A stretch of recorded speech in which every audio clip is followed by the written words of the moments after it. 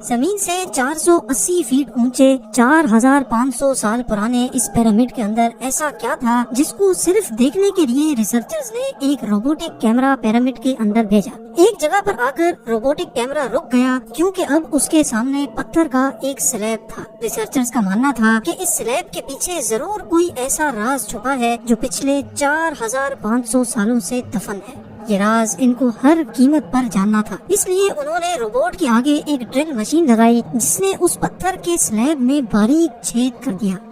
اب اس چھید کے اندر ایک کیمرہ بھیجا گیا جس نے سلیب کے اس پار ایک ایسا منظر دیکھا جو پچھلے 4500 سالوں سے کسی نے بھی نہیں دیکھا تھا۔ ناظرین، مصر یعنی ایجپٹ میں ٹوٹل 138 اونچے ترین پیرامڈز موجود ہیں جنہوں نے پچھلے ہزاروں سالوں سے درجنوں ارتھکویکس اور کئی خطرناک طوفان کا سامنا کیا، لیکن مجال ہے ان میں سے کوئی ایک بھی ادھر سے ادھر ہوا ہو۔ ان میں سے سب سے اونچا اور بڑا pyramid the great pyramid of Giza کہلاتا ہے، اور اس پیرامڈ کی بیس کا ایریا 13 ایکرز ہے۔ یعنی اس پیرامڈ کے اندر حیرت انگیز طور پہ ایک دو نہیں بلکہ پوری 9 فٹ بال فیلڈز آرام سے فٹ آ سکتی ہیں۔ ایک اسٹیمیٹ کے حساب سے اس پیرامڈ میں ٹوٹل 23 لاکھ بڑے بڑے پتھروں کا استعمال ہوا، جن میں سے کئی پتھروں کا وزن 50 ٹن بھی تھا۔ اگر اس کے ٹوٹل وزن کا اندازہ لگایا جائے تو اس پیرامڈ کا وزن 60 لاکھ ٹن ہے، جو 12 برج خلیفہ کے وزن کے برابر بنتا ہے۔ لیکن اتنے اونچے اور عالی شان پیرامڈز بنانے کا آخر مقصد کیا تھا؟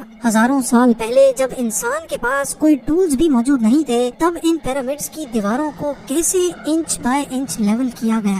کیسے 50 ٹن وزنی پتھروں کو اسکوائر شیپ میں کاٹ کر بغیر کرین کے ہی 480 فیٹ اونچائی تک پہنچایا گیا؟ اور ان کو بنانے میں ایسے کون سے انجینئرز کا ہاتھ تھا جنہوں نے ان پیرامڈز کو ارتھ کوئک پروف کے ساتھ ساتھ ان کی تمام سائڈز کو ایگزیکٹلی 51.5 ڈگری کے اینگل پہ سیٹ کیا؟ یہ سب آپ جان سکیں گے آج کی اس ویڈیو میں، تو آئیے شروع کرتے ہیں۔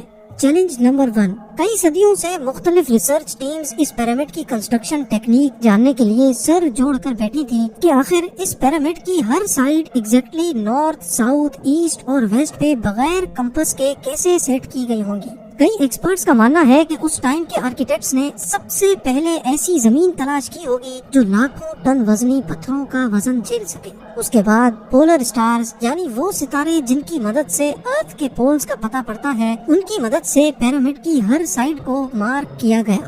نہ کوئی کمپس اور نہ ہی کوئی آپٹیکل انسٹرومنٹ، صرف اس بیسک ٹیکنیک سے ہزاروں سال پہلے اس پیرامڈ کی ڈائریکشن سیٹ کی گئی، اور وہ بھی 0 ایررز کے ساتھ۔ Challenge number 2۔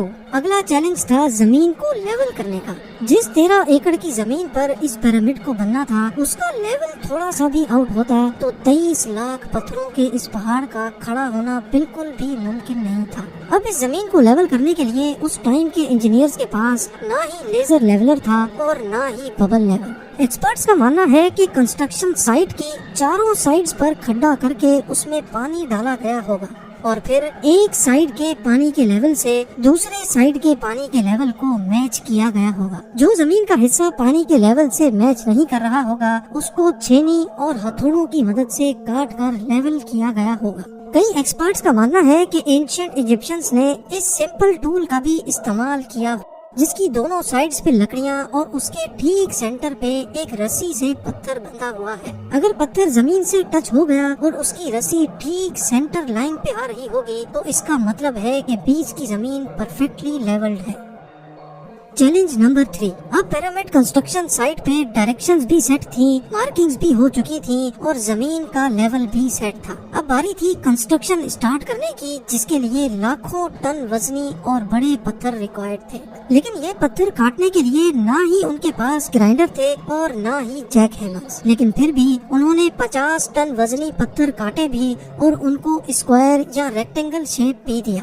لیکن آخر کس کی مدد سے؟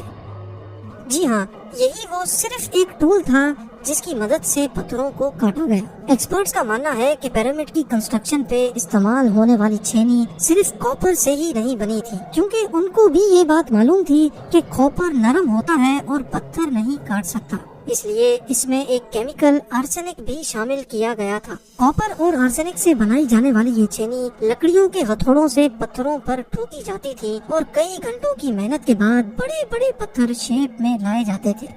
Challenge number 4। अब चूंकि ये खास किस्म का पत्थर जिसको आज लाइम स्टोन कहा जाता है, उसकी कटाई पिरामिड कंस्ट्रक्शन साइट गीजा से 250 किलोमीटर दूर टोरा के शहर में हो रही थी। अब मसला था ये पत्थर गीजा तक ट्रांसपोर्ट करने का। हर एक पत्थर 50 टन यानी 50,000 केजी के बराबर था, जो तकरीबन 3 पैसेंजर बस के वजन के बराबर बनता है। और ऐसे 23 लाख पत्थर सिर्फ एक पिरामिड में इस्तेमाल होना थे।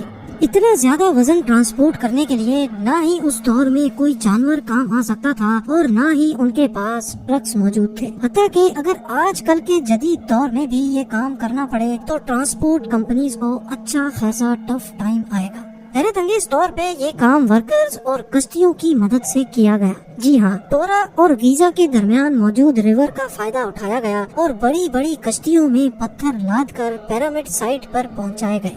एक्सपर्ट्स का मानना है कि ये काम इतना आसान नहीं था। शिप्स में इतने बड़े पत्थर की लोडिंग और अनलोडिंग में कम से कम भी 500 मजदूरों की आर्मी एक ही वक्त में लगाई गई होगी। Challenge number 5। जो एक्सपर्ट्स की टीम्स पिरामिड की कंस्ट्रक्शन पर रिसर्च कर रही थी, उनको अब अपने कई सवालों के जवाब मिल चुके थे, लेकिन एक बात उनको हर वक्त सता रही थी कि लाइमस्टोन कट भी गए, ट्रांसपोर्ट भी हो गए और कंस्ट्रक्शन के दौरान एक के ऊपर एक लगना भी शुरू हो गए। मसला ये था कि पत्थर इतनी ऊंचाई तक आखिर पहुंचाए कैसे गए होंगे। कई एक्सपर्ट्स का मानना है कि पिरामिड की कंस्ट्रक्शन से पहले ही ये प्लान कर लिया गया था। या तो ये स्पाइरल ट्रैक के जरिए ऊपर गए होंगे या फिर जिग-जैग तरीके से। लेकिन ये बात तो तय है कि 50,000 केजी के पत्थर ऊपर मजदूरों की आर्मी की मदद से ही खींच कर गए होंगे। Challenge number 6। बात सिर्फ लाखों मजदूरों छेनी हथौड़े से लाइमस्टोन काटने और इतने बड़े पत्थरों को ट्रांसपोर्ट करने की ही नहीं थी। इस पिरामिड के अंदर कंपार्टमेंट्स, उनके अंदर जाने का रास्ता और कई छोटी छोटी सुरंगें भी बनाई गई थी। बाकी सब चीजें तो ठीक थी, लेकिन एक चीज एक्सपर्ट्स को हैरान कर गई और वो ये थी कि अंदर के कंपार्टमेंट्स में जो पत्थर इस्तेमाल हुआ था वो लाइमस्टोन नहीं बल्कि ग्रेनाइट था। जी हाँ, ग्रेनाइट एक ऐसा पत्थर है जो डायमंड के बाद दुनिया का सबसे सख्त तरीन स्टोन माना जाता है। आजकल के मॉडर्न दौर में भी ग्रेनाइट बड़े बड़े ग्राइंडर्स की मदद के सिवा काटा ही नहीं जा सकता।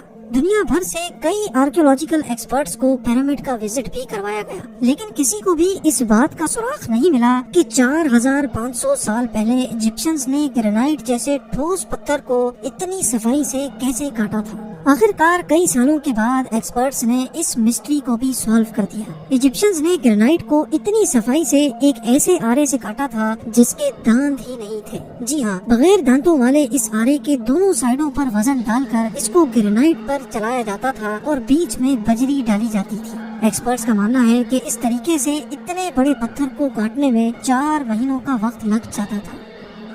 आखिरकार पिरामिड्स बनाने का मकसद क्या था?